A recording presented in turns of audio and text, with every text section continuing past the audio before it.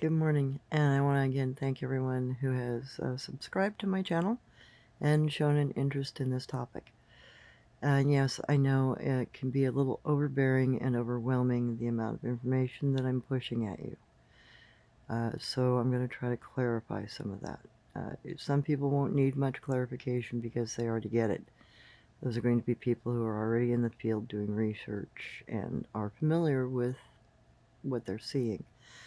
Those individuals who are not trackers, though, and don't know what trail sign is or what markers mean or what it means to sit behind a deer blind, are going to need some catch-up points.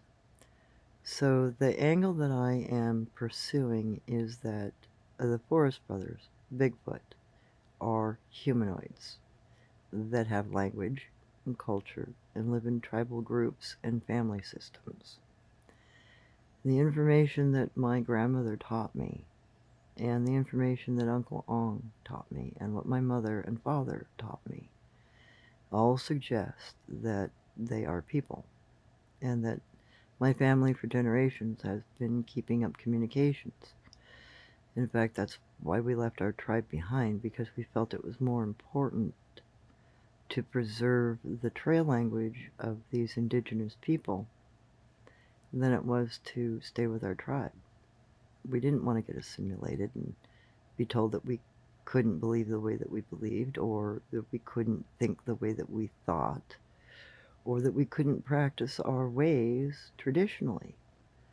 So we walked away, and we preserved our traditions, and we kept talking to the forest people and interacting with them.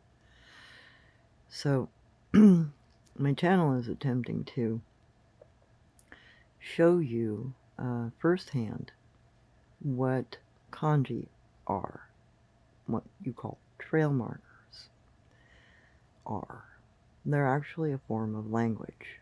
They're not just trail sign for, hikers to follow.